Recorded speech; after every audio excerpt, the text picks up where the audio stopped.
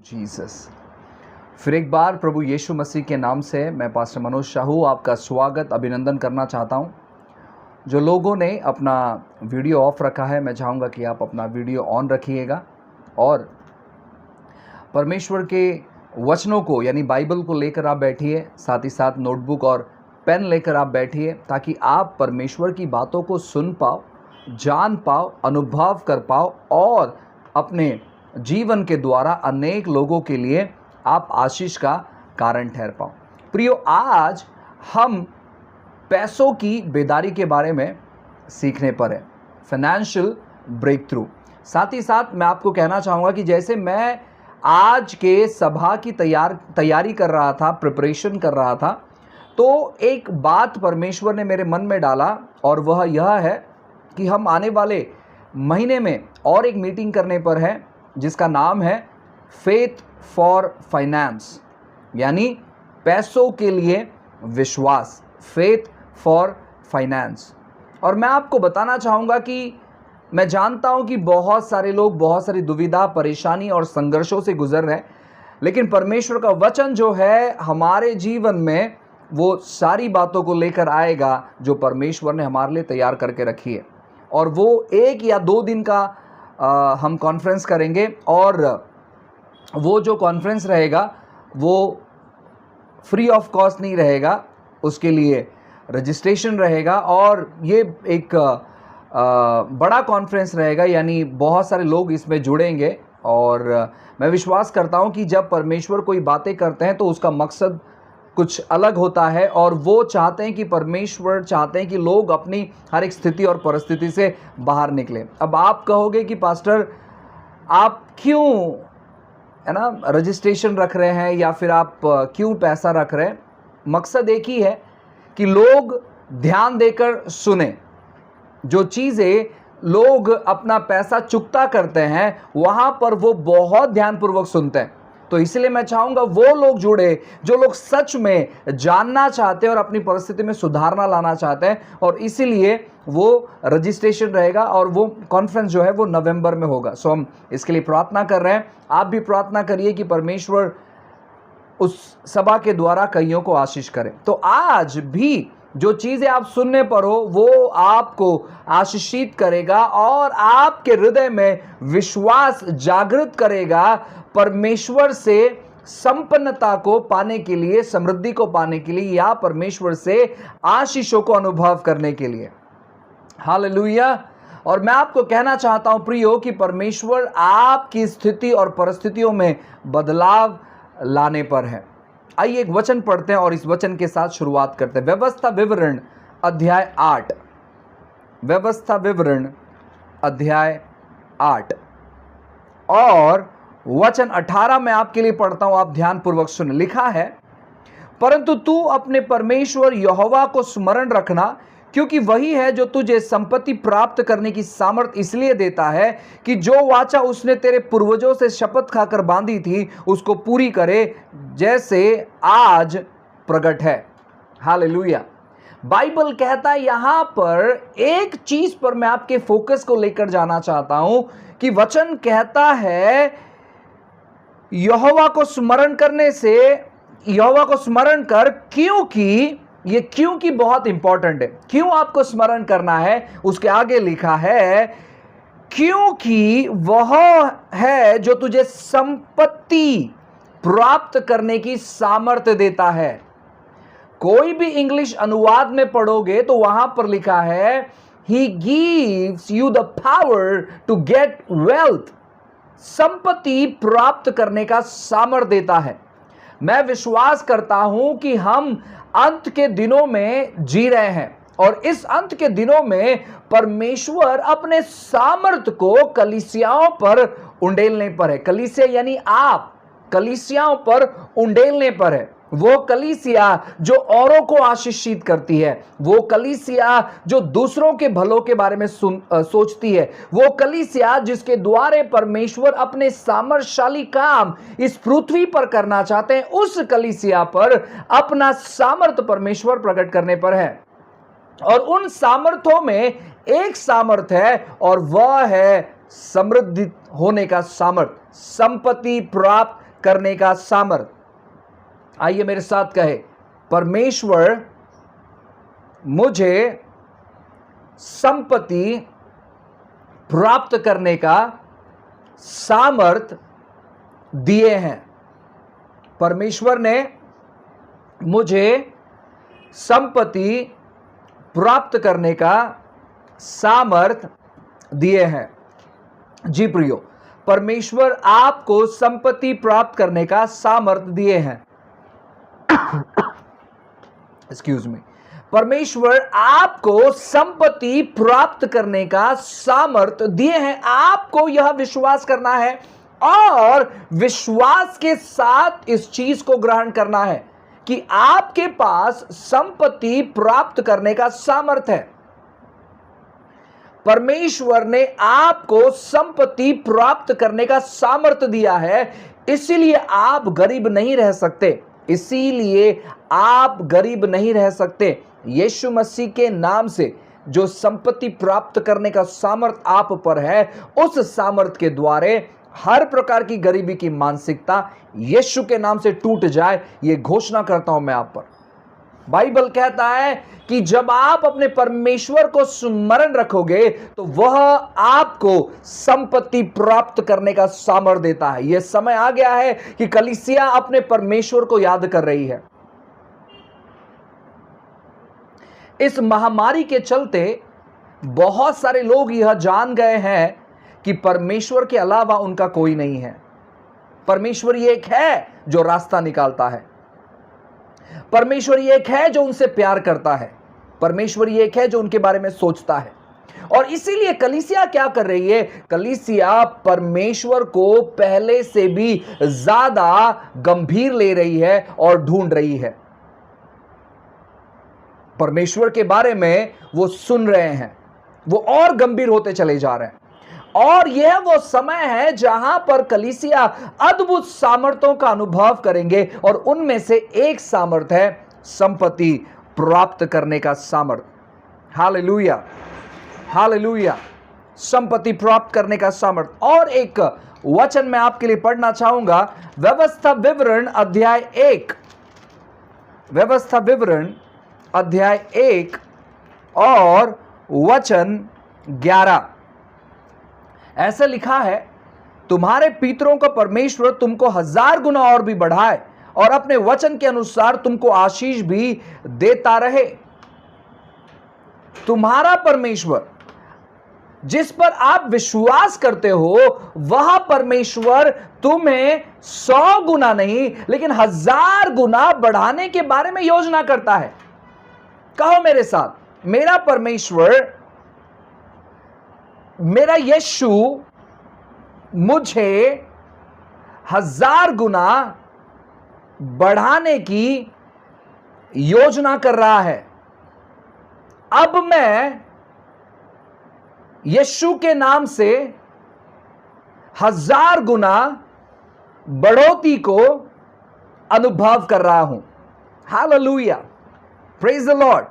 मैं आपको कहना चाहता हूं कि परमेश्वर आपको 1000 गुना बढ़ाने की योजना कर रहा है और आप उनके योजना को अनुभव करोगे। हालेलुया, आप उनके योजना को अनुभव करने पर हो, क्योंकि परमेश्वर आपको 1000 गुना बढ़ाना चाहता है। यह बातें प्रियो केवल मैं कहने के लिए नहीं कह रहा हूं, आप आने वाले दिनों में अनुभव करोगे कि कलीसिया किस प्रकार समृद्धित होते चले जा रही है, कलीसिया किस प्रकार संपन्नता से भरते चले जा रही है। और मैं आपको कहना चाहता हूं ना, जो लोग इस पर विश्वास नहीं करते हैं, मुझे कोई प्रॉब्लम नहीं है। अगर आप विश्वास नहीं करते हैं और आप गरीब रहना चाहते हैं, मुझे कोई प्रॉब्लम नहीं है। लेकिन वचन ऐसे कहता है कि परमेश्वर आपको 1000 गुना बढ़ाए बगैर वो रहेगा नहीं। हालेलुया, परमेश्वर आपको 1000 गुना बढ़ाने पर है। और एक खूबसूरत वचन पढ़ते हैं, 2 कुरिन्थियों। आज थोड़ा सा वचन हम ज्यादा पढ़ेंगे ताकि हम वचनों को मनन कर पाए, वचनों को सुन पाए, और वचन जो है हमारे जीवन के हर प्रकार के कमजोर बंधनों को तोड़ दे। दूसरा कोरिन्थियों की किताब अध्याय 8 और वचन 9 मैं तुम्हारे लिए पढ़ता हूं, आप ध्यानपूर्वक सुने। लिखा है, तुम हमारे प्रभु यीशु मसीह का अनुग्रह जानते हो कि वो धनी होकर भी तुम्हारे लिए कंगाल बन गया, ताकि उसके कंगाल हो जाने से तुम धनी हो जाओ। बहुत सारे लोग जो है यह वचन को निकालकर यह बताते हैं कि प्रभु यीशु मसीह जो है आत्मिक तौर पर गरीब हो गया। मैं आपको बताना चाहता हूं, आत्मिक तौर पर वो कंगाल नहीं हुआ, वो शारीरिक तौर पर कंगाल हुआ था। यीशु मसीह आत्मिक तौर पर कंगाल नहीं हुआ प्रियो। यीशु मसीह शारीरिक तौर पर कंगाल हो गया और वो आपको शारीरिक तौर पर समृद्धित करना चाहता है।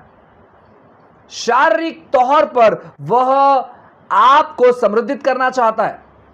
अब मैं आपको कहना चाहता हूं कि आप अंत तक जुड़े रहे, अंत तक सुनते रहे, तब आप समझोगे परमेश्वर का जो मकसद है समृद्धि को लेकर, परमेश्वर का जो मकसद है संपन्नता को लेकर, परमेश्वर का जो मकसद है प्रॉस्पेरिटी को लेकर, परमेश्वर का जो मकसद है पैसे को लेकर, वह असल में है क्या। क्योंकि लोग इन दिनों में बहुत सारी गलतफहमी कर रहे हैं और उसी के वजह से वे अपने जीवन में परमेश्वर के अद्भुत आशीषों को अनुभव नहीं कर पा रहे हैं। वे अपने जीवन में परमेश्वर के अद्भुत आशीषों को अनुभव नहीं कर पा रहे हैं। भजन संहिता 115, मैं चाहूंगा कि आप सभी लोग वचनों को निकालते रहे। भजन संहिता 115 और वचन 16 लिखा है, स्वर्ग तो यहोवा का है, परंतु पृथ्वी उसने मनुष्य को दे दी है।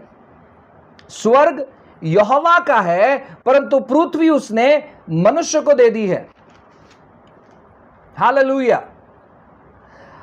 हम 5 एकड़ जगह के लिए विश्वास नहीं कर पाते, लेकिन परमेश्वर ने पृथ्वी इंसानों को दे दी है। आप पर निर्भर है कि आप कौन से चीजों के लिए विश्वास कर रहे हो।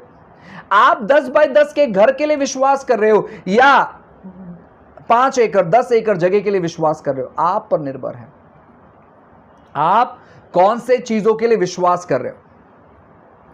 हम एक जगह पर कुछ दिनों पहले, मुझे लगता है कि हो गए रहेंगे 25 दिन लगभग हो गए रहेंगे, एक सभा में थे। उस सभा में कुछ डिस्कशन चालू था, वार्तालाप चालू था। तो एक पास्टर बता रहे थे कि पास्टरों की जो कम्युनिटी हॉल होता है, कैसे हम लगभग 2 करोड़ में खरीद सकते हैं, और वो उसका जो रेट है लगभग 4-5 करोड़ रुपए है। तो कम कर कर हम कैसे 2 करोड़ रुपए तक खरीद सकते हैं। एक पास्टर ने तुरंत जवाब दिया कि हम इस समय उतना सोच भी नहीं सकते। मैं आपको बताना चाहता हूं प्रियो, सोचने के लिए प्रॉब्लम क्या है। अगर आप सोच नहीं सकते तो आप अनुभव कैसे करोगे। आपको सोचने के लिए 2 करोड़ खर्चा करने की जरूरत नहीं है, 2 रुपया खर्चा करने की जरूरत नहीं है। आपको सोचने के लिए अपने केवल दिमाग को खोलने की जरूरत है, लेकिन लोग आज वो भी नहीं करना चाहते। अरे यार, इस कोरोना के टाइम में घर खरीदने के, प्लॉट खरीदने के बारे में बात कर रहे हो, ये इम्पॉसिबल नहीं है। आप क्यों ये कह रहे हो? कौन कहता है कि ये पॉसिबल नहीं है? बाइबल कहता है कि आप ऐसे घर में रहोगे जिस घर के लिए आपने मेहनत नहीं किया है। परमेश्वर का फेवर जो है आपके जिंदगी को बदल के रख सकता है, लेकिन आप उसके लिए विश्वास भी नहीं करते। आप अगर सोच नहीं सकते तो आप अनुभव कैसे करोगे? मसीह जीवन जो है वो विश्वास का जीवन है। यह हम भूल गए हैं क्या? मसीह जीवन जो है यह विश्वास का जीवन है। यह देखने के द्वारा जीने का जीवन नहीं है, लेकिन जो चीज दिखाई नहीं देता है उन चीजों पर विश्वास रखने का यह जीवन है। यह शायद हम कहीं ना कहीं भूल गए हैं, कहीं ना कहीं हम भूल गए हैं। पूरा पृथ्वी परमेश्वर ने इंसानों को दे दी है। आप पर निर्भर है कि आप कौन सा स्थान, कौन सा जगह चुनते हो। अब मैं चाहूंगा कि कुछ समय मेरे साथ परमेश्वर के बड़ी बातों को सोचने के लिए अपने मन के दरवाजों को आप खोलें। हालेलुया। परमेश्वर की बड़ी योजनाओं को सोचने के लिए अपने मन के दरवाजों को आप खोलें। प्रियो, क्या कोई भी व्यक्ति मुझे यह बता सकता है, आप अनुमान लगा के बता सकते हैं, ठीक है, जो आप आसमान में तारे देखते हो, तारे, स्टार्स, वो एक तारा का कीमत कितना होगा आपके अनुसार? क्या लगता है आपको एक तारे का कीमत कितना होगा आपके अनुसार? कोई भी खुद को अनम्यूट करके एक अमाउंट आप बता दीजिए। उसका तो कोई मोल ही नहीं हो सकता। और कोई? लगभग एक आंकड़ा दे दो।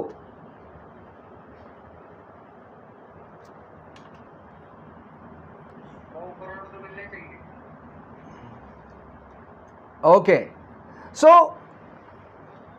अब समस्या क्या मालूम है कि लोग समझ नहीं पा रहे हैं।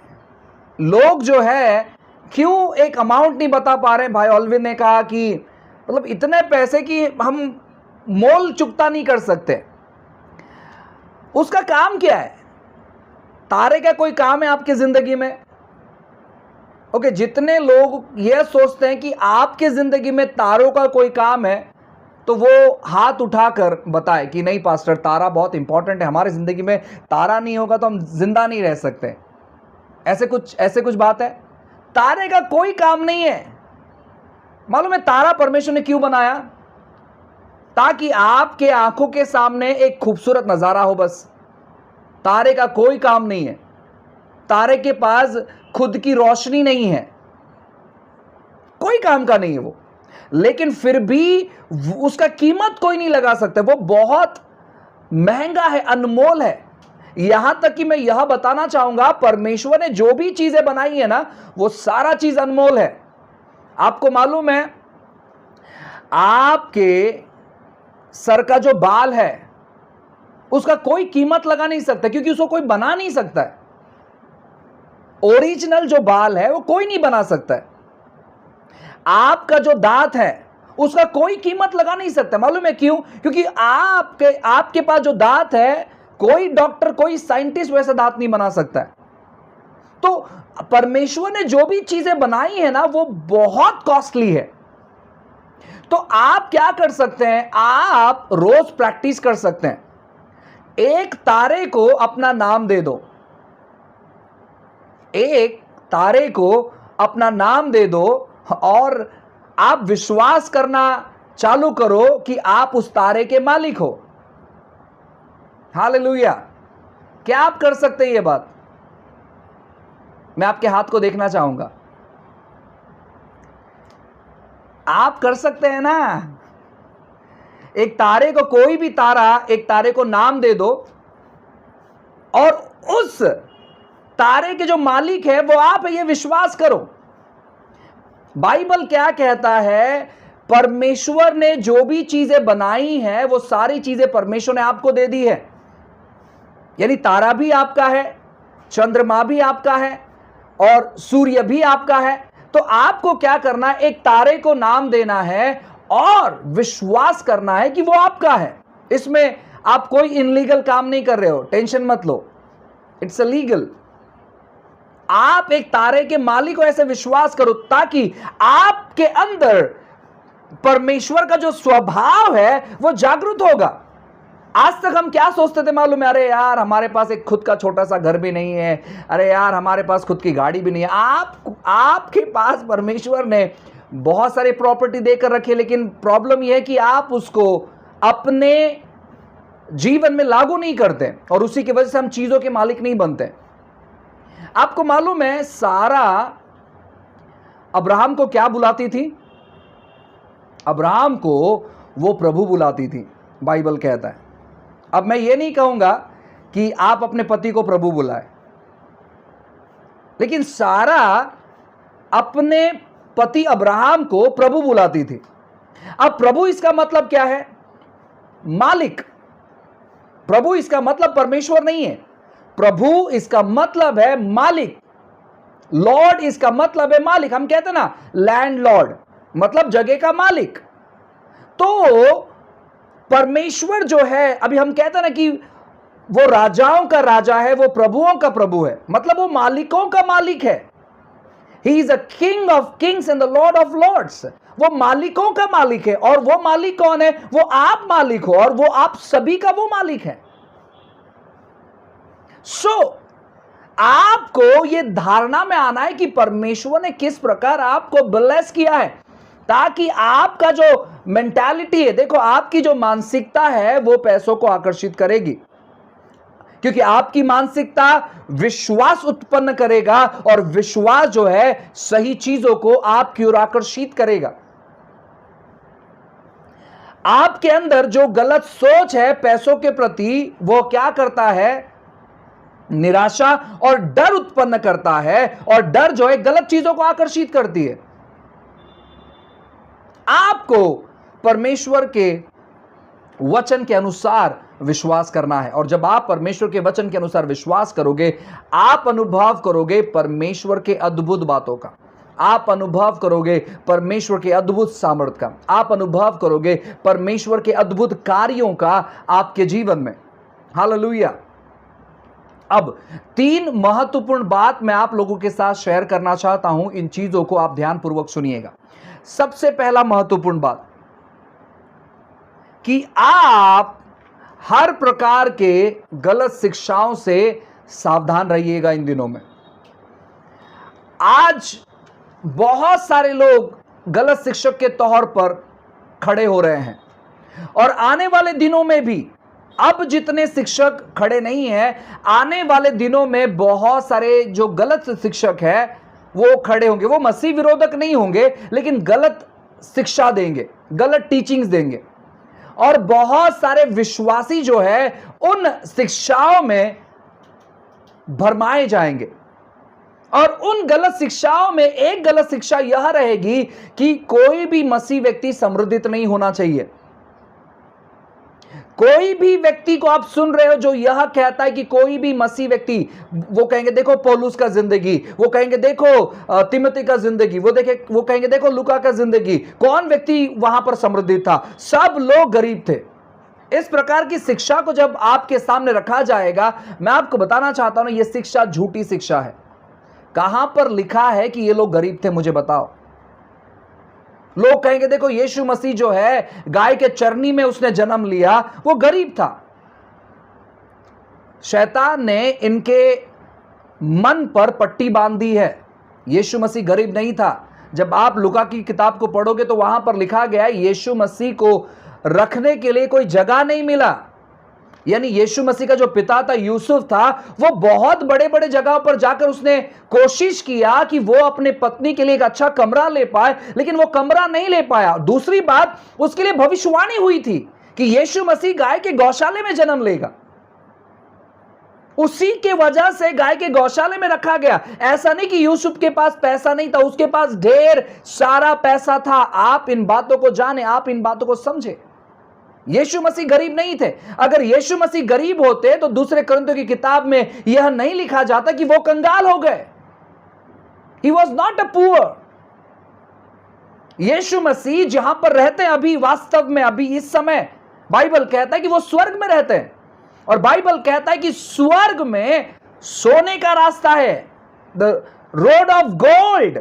और वो भी सोना नहीं जो आपके पास है, एक 10 20 50 100 ग्राम सोना, और जो मिलावटी वाला सोना है वो सोना स्वर्ग में नहीं है।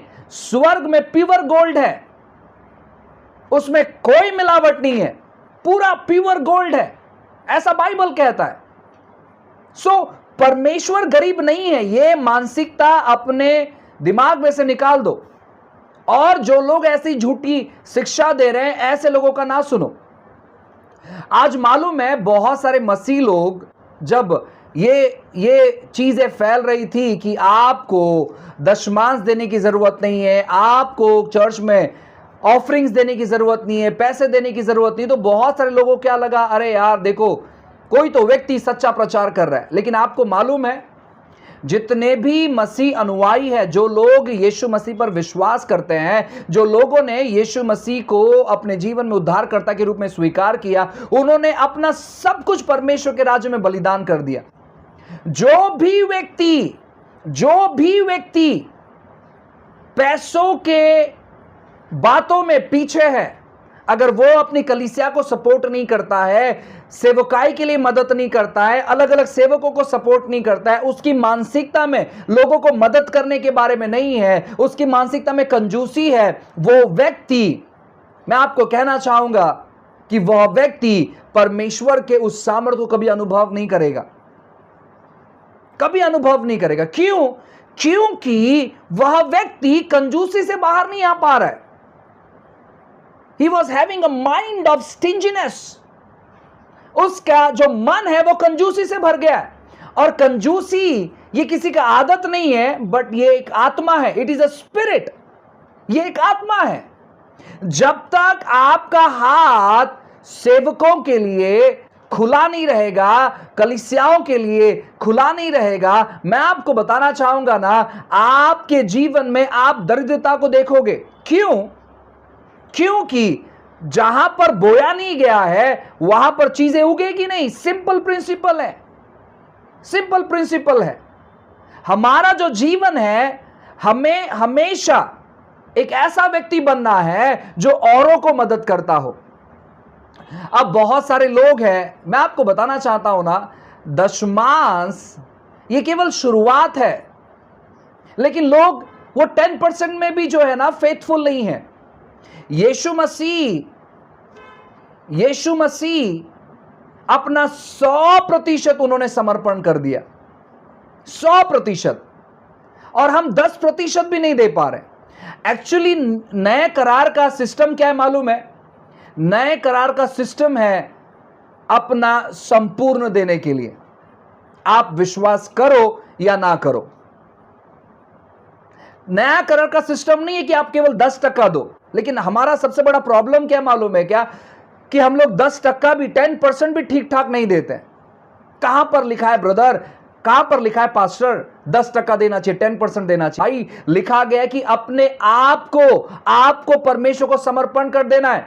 आप काम करना चाहिए परमेश्वर के राज्य के लिए, आप व्यवसाय करना चाहिए प्रभु के राज्य के लिए। लेकिन दुखित बात है, आपको जितना तनख्वाह मिलता है, आपका जितना व्यवसाय होता है, वो सब आप अपने लिए खर्चा कर लेते हो।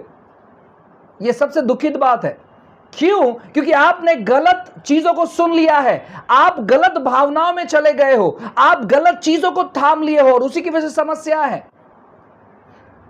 अगर आप विश्वास करते हो कि यीशु मसीह आपका 100% परमेश्वर है जिसने आपको बुलाया है, तो मैं आपको बताना चाहता हूं ना, अगर आप अद्भुत कटनी देखना चाहते हो तो बहुत जरूरी है कि अपने हाथों को कभी बंद करके नहीं रखना, खास करके सेवकाई के लिए और कलीसियाओं के लिए।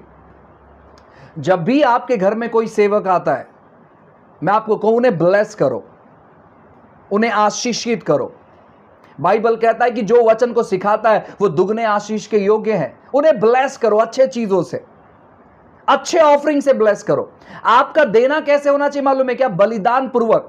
सबसे पहला ऑफरिंग जो शब्द आया है, बोलते ना वर्शिप या अर्पण, ये जो पहला शब्द है ये अब्राहम के समय आया है। जब अब्राहम अपने बेटे को लेकर जा रहा था आराधना करने के लिए, लेकिन जब वो ऊपर गया तो उसने अर्पण किया। क्या अर्पण किया? अपने दिल का टुकड़ा। यानी हमारा जो देना है वो हमें चोट पहुंचाना चाहिए। हम क्या देते मालूम है? 100, 200, 500, 1000 रुपए दे देते और कहते अरे यार चलो। कुछ लोग टिप्स देते हैं। मैं आपको बताना चाहता हूं, परमेश्वर आपका पैसा, आपका दशमांश या आपका करोड़ों रुपया परमेश्वर लेता नहीं, क्योंकि उसको जरूरत नहीं है। लेकिन परमेश्वर ने एक सिस्टम बनाया है। उस सिस्टम को आगे बढ़ाने के लिए परमेश्वर चाहते कि आप अपने पैसों का इस्तेमाल करें। लेकिन लोगों की आज बहुत सारी गलतफहमी इन चीजों को लेकर, और उसी की वजह से लोगों का हाथ जो है बंधा होता है। लोग अपने कलीसियाओं के लिए खर्चा नहीं करते, लोग अपना दशमांश नहीं देते।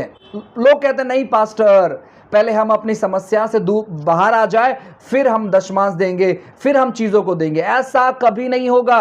अगर आप अपने बेकार परिस्थिति में अपना अर्पण आप रिलीज नहीं करते, आप बाहर नहीं आ पाओगे।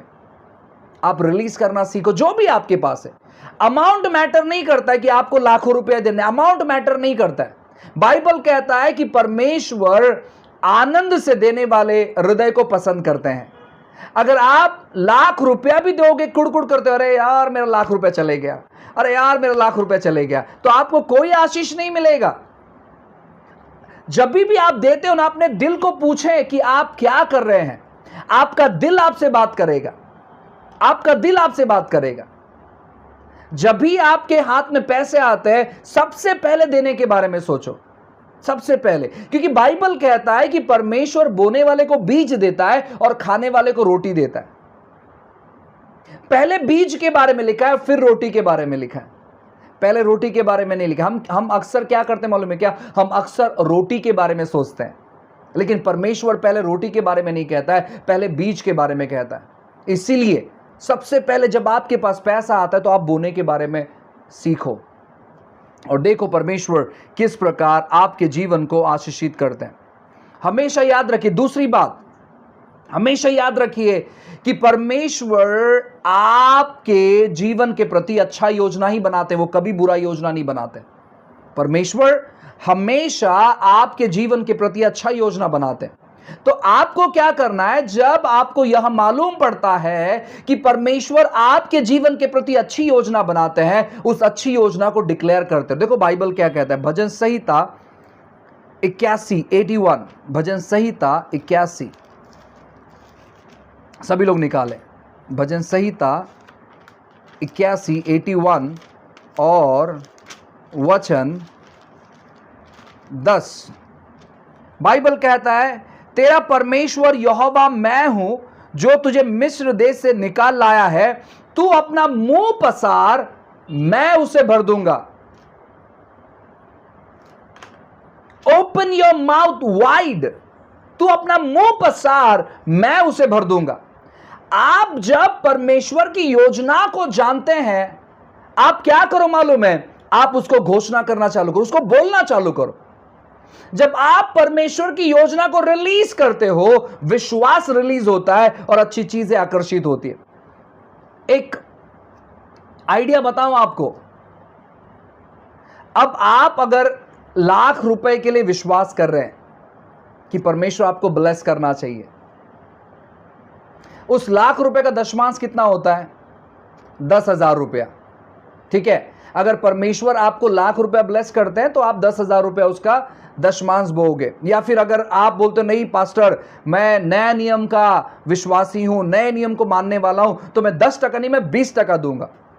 चलो 20,000 पकड़ लेते हैं। सो आप क्या करोगे? आप प्रार्थना करोगे, प्रभु आप मुझे 1 लाख रुपए से ब्लेस कर, ताकि प्रभु मैं 20,000 रुपए दशमांश बो पाऊं।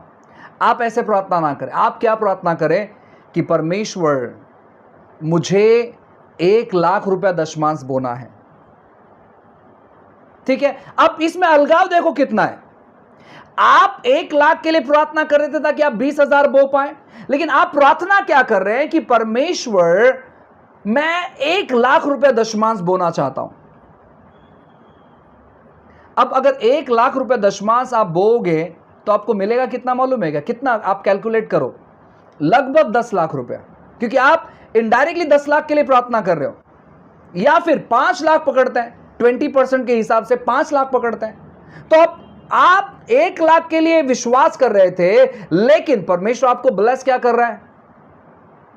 अब यह चीज सोच के आप आनंदित मत हो जाओ मन से, ओ प्रेज गॉड। प्रभु क्या करेगा मालूम है? प्रभु जब आप ये प्रार्थना, मैं आपको गारंटी देकर कह सकता हूं कि जब आप ये प्रार्थना करना चालू करोगे, वो छोटे छोटे चीजों को आपके जीवन में रिलीज करेगा। क्योंकि प्रभु विश्वास योग्य है और बाइबल कहता है कि तू अपना मुंह पसार, मैं उसे भर दूंगा। वो छोटे छोटे चीजों को रिलीज करेगा। अब मैं ये क्यों कह रहा, छोटे छोटे चीजों को रिलीज करेगा? इस चीज को आप जानने का प्रयास करो। बाइबल कहता है यीशु मसीह एक दिन प्रचार कर रहे थे और वहां पर लगभग 5000 पुरुष थे।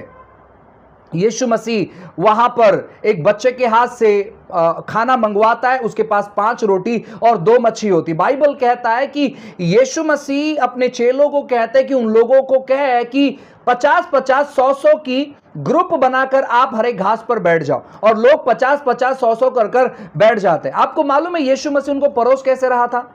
बाइबल कहता है कि वहां पर लगभग 12 टोकरियां थी, 12 टोकरियां थी, और वो लोग क्या कर रहे थे, वो एक ही बार पूरे टोकरी में भरकर उन्होंने 5000 पुरुष को नहीं खिलाया। वो क्या करते थे, उनके पास टोकरी कितना बड़ा होगा मालूम है? उसमें लगभग 20-50 ब्रेड बैठता होगा या रोटी बैठती होगी, उतना ही बड़ा टोकरी था। तो वो क्या करते थे, यीशु मसीह के पास आते थे, यीशु मसीह टोकरी भरता था, वो जाते थे, लोगों को देते थे, वो वापस यीशु के पास आते, यीशु वापस टोकरी भरता था। इस प्रकार की चीजें थी।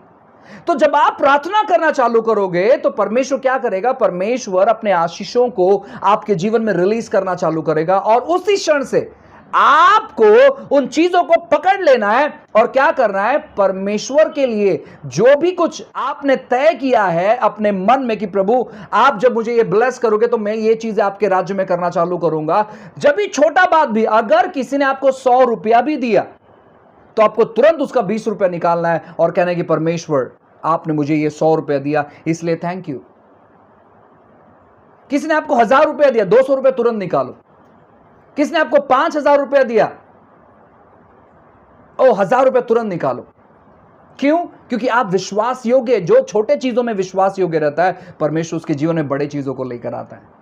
आप बड़े चीजों के लिए प्रार्थना करते रहो कंटिन्यू तौर पर, लेकिन जब परमेश्वर छोटी छोटी चीजें आपके जीवन में रिलीज करेगा, इसको मैं फेवर मनी कहता हूं, यानी बिना कमाया हुआ पैसा। बिना कमाया हुआ पैसा, उदाहरण के तौर पर सोचो आपका रेगुलर इनकम जो है 20,000 रुपया महीने का, हर महीने आप 20,000 कमाते हो, लेकिन जब से आपने ये प्रार्थना करना चालू किया, अचानक आपने देखा कि 20,000 का 30,000 हो गया, तो 10,000 रुपए एक्स्ट्रा आया। आप जो 20,000 रुपए का जो दशमांश दे रहे थे वो तो 2 ही, लेकिन जो 10,000 रुपया एक्स्ट्रा आपके पास आया है उसका 20% निकालना चालू करो, क्योंकि आप नए करार के विश्वासी हैं, आप जुना करार के विश्वासी नहीं। जो जुना करार के विश्वासी थे उनके लिए 10% है, लेकिन जो न्यू टेस्टामेंट के, हालांकि मैं ग्रेस दिखा रहा हूं क्योंकि यहां पर 100% लिखा है बाइबल के अनुसार, अगर मैं आपको अनुवाद करके दूंगा तो जो भी आप कमाते हो पूरा देना चाहिए, लेकिन फिर भी चलो कुछ चीजों को हम एक्सक्यूज करते, लेकिन 20%, क्योंकि आपके पास वो फेवर पैसा है। अचानक आप व्यवसाय कर रहे हो, आपका व्यवसाय लगभग 50,000 रुपए का हर महीने हो रहा है, 50, 55, 50, 55, 45, इस प्रकार आपका रेशियो चल रहा है। लेकिन जब आप ये प्रार्थना करना चालू किए, डिक्लेरेशन करना चालू किए, अचानक आपका टर्नओवर बढ़ जाता है और आप 1 लाख रुपए कमाना चालू करते हो। तो परमेश्वर क्या कर रहा है? परमेश्वर आपके चीजों में इंक्रीज लेकर आ रहा है। तो आप क्या कर सकते हैं? जो एक्स्ट्रा पैसा आपके पास आ रहा है उसको अच्छे तौर पर परमेश्वर के राज्य को बढ़ाने के लिए इस्तेमाल करो, और देखो परमेश्वर इसके आगे आपके लिए दरवाजों कैसे खोलता है। हालेलुया। आपको रिलीज करना है बोलते हुए, तू अपना मुंह पसार मैं उसे भरूंगा। भरने वाला परमेश्वर है। अगर आप मुंह पसारने तैयार हो तो परमेश्वर भरने तैयार है। हालेलुया। अगर आप डिक्लेरेशन करना चालू करोगे या आप बोलने तैयार हो तो परमेश्वर करने तैयार है। मैं बोलने तैयार हूं और मैं जानता हूं कि परमेश्वर करने तैयार है। ये आखिरी चीज, और मैं चाहूंगा कि आप सभी लोग मेरे साथ एक वचनों को निकालें। पहला तीमुथी की किताब, पहला तीमुथी की किताब अध्याय 6 और वचन 8 से मैं आपके लिए पढ़ता हूं, आप ध्यान पूर्वक सुने। पहला तीमुथियुस की किताब अध्याय 6 और वचन 8 से लिखा है, यदि हमारे पास खाने और पीने को है तो इन्हीं पर संतोष करना चाहिए, पर जो धनी होना चाहते हैं वे ऐसी परीक्षा और फंदे और बहुत से व्यर्थ और हानिकारक लालसाओं में फंसते हैं जो मनुष्य को बिगाड़ देते हैं और विनाश के समंदर में डुबा देता है। बाइबल कहता है कि जो भी कुछ आपके पास है उसमें संतुष्ट रहे। आपको लालची नहीं बनना है, आज बहुत सारे मसीह लोग लालची हैं, बहुत लालची हैं। उनके पास जो है उन चीजों को लेकर प्रभु को धन्यवाद नहीं करते, लेकिन वो दूसरों के जिंदगी को देखते हैं और कहते हैं अरे यार मेरे पास ये नहीं है। वो लालची है और लालच के वजह से वो अपने जीवन में गलत कदम को उठाते हैं। आपका लालच आपको गलती करने के लिए मजबूर करेगा, इसलिए आपको लालची नहीं होना। देखो, लालची होना और पैसों के प्रति योजना बनाना ये दोनों अलग काम है। लालची इसका मतलब है कैसे भी करके, योजना बनाना मतलब है कि परमेश्वर आप मुझे सहायता करो इन चीजों को देखने के लिए। आपको लालची नहीं होना है। बाइबल कहता है उसके आगे जब आप 10 नंबर का वचन पढ़ोगे, लिखा गया है क्योंकि रुपयों का लोभ सब प्रकार की बुराई का जड़ है, जिसे प्राप्त करने का प्रयत्न करते हुए बहुतों ने विश्वास से भटककर अपने आप को नाना प्रकार के दुख में छलनी बना लिया है। रुपयों का लोभ, रुपया बुरा नहीं है, पैसा बुरा नहीं है, पैसा हमारे पास होना बुरा नहीं है, लेकिन पैसों के पास हम होना बुरा है। इसको अच्छे से सुनो, वापस एक बार मैं कहूंगा, हमारे पास पैसा होना बुरा नहीं है, लेकिन पैसों के पास हम होना बुरा है। आज बहुत सारे लोग पैसों के लालची हैं, बहुत सारे लोग, और उसी के वजह से ऐसे लोगों को मैं कंजूस कहता हूं। एक्चुअली इनका समस्या नहीं है, ये जो है ये एक ऐसी आत्मा है जो बहुत सारे मसीह लोगों के अंदर है, बहुत सारे मसीह लोगों के अंदर है। वो केवल अपना फायदा देखते हैं, बाकी किसी का भी नुकसान हो कोई परवाह नहीं है।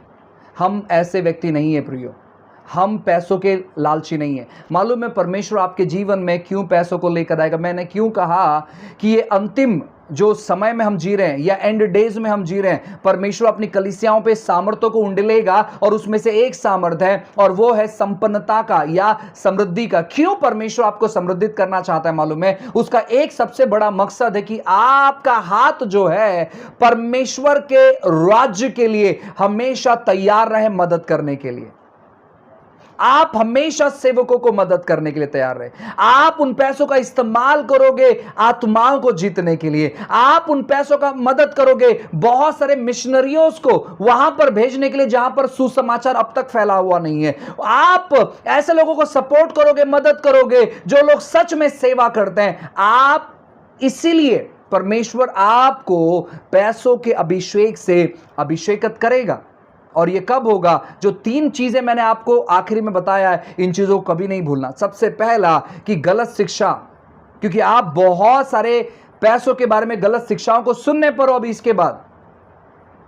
और मैं इन दिनों में विश्वास कर रहा हूं कि परमेश्वर जो है मुझे इन वचनों से बातें करे ताकि मैं मसीह के देह को सिखा पाऊं। परमेश्वर आने वाले दिनों में जो चीज करने पर है, आज आपकी स्थिति जैसे है वैसी स्थिति नहीं रहेगी।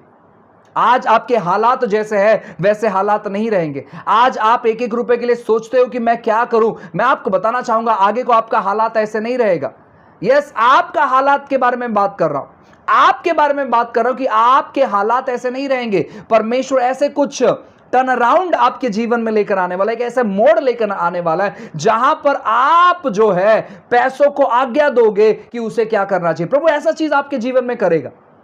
आप केवल एक ही चीज करना, जो चीज मैंने आपको लास्ट में कहा। सबसे पहला बात वो यह है कि गलत शिक्षा जो पैसों के बारे में बात कर रहा है, ऐसी शिक्षा मत सुनो। क्यों? क्योंकि वो वचनों को घुमा फिरा के, तोड़ जोड़ के वो आपको बताएंगे और आपको लगेगा यार ये चीज सही है, हमें गरीब होना तो, हमें तो गरीब ही रहना चाहिए, हमें पैसा नहीं, पैसों की जरूरत नहीं, या पैसा हमारे जीवन में नहीं होना चाहिए। ऐसी शिक्षा आपके जब जीवन में आएगी, इसको नकारो।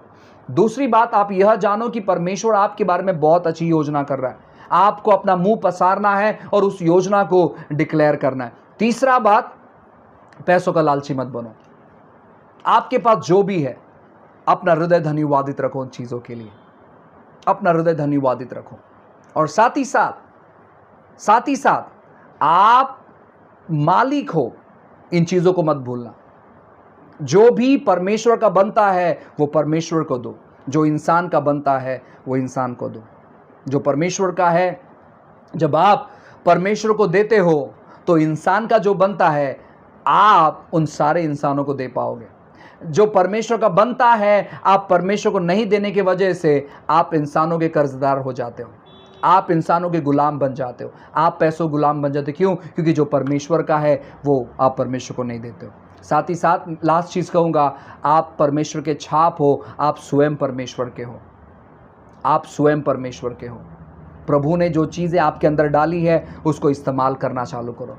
पैसा विदेश में नहीं है, पैसा फॉरेन कंट्रीज़ में नहीं है, पैसा परमेश्वर की योजना में है और परमेश्वर की योजना आपके अंदर कार्य करना चाहती है। हालेलुया। आइए हम अपनी आंखों को बंद करें, एक विश्वास के साथ प्रार्थना करें कि परमेश्वर हमारी परिस्थिति को बदलने पर है। Thank you Jesus. हालेलुया। पिताजी, फिर एक बार यीशु के नाम से हम आपके पास आते हैं। प्रभु जी, इस समय हम प्रार्थना करते हैं प्रभु, जो भी हमारे भाई, जो भी हमारी बहन, जो भी हमारे मित्र जो समस्या, दुविधा, परेशानी में डूबे हुए हैं, हम यीशु के नाम से ऐलान करते हैं, वो सारी गलत बातों को हम खंडित करते हैं, वो सारी गलत धारणाओं को हम खंडित करते हैं, वो सारे गलत सोच को हम खंडित करते हैं, कंजूसी की आत्मा को हम खंडित करते हैं और प्रभु हम रिलीज करते हैं इस समय आपके समृद्धि के सामर्थ को। हम आते हुए लहरों को कहते हैं कि इनके जीवन में जो पैसों के लहर है, यीशु के नाम से इनके जीवन में आए। शैतान, हम तुझे कहते हैं कि इनके पैसों पर से अपने हाथों को हटा। हम तुझे आज्ञा देते हैं इसी समय यीशु के नाम से, हर प्रकार की कमी घटी, हर प्रकार की समस्या, हर प्रकार की दुविधा, हर प्रकार की बेकार परिस्थिति यीशु के नाम से चले जाएं।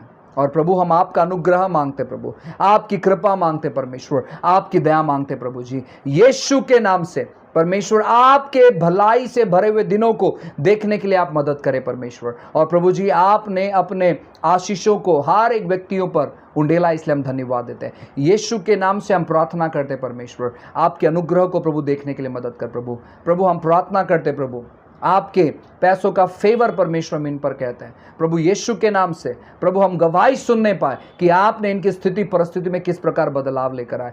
यीशु के नाम से हम फाइनेंशियल ब्रेक थ्रू कहते हैं प्रभु, पैसों की बेदारी कहते हैं यीशु के नाम से। और आपने अनुग्रह किया, धन्यवाद देते। सारी चीजें, सारी बातें आपके हाथों में समर्पित करते हैं, महान महिमा आपको देते हैं। प्रार्थना हमारे उद्धार करता प्रभु यीशु मसीह के नाम से मांगते हैं।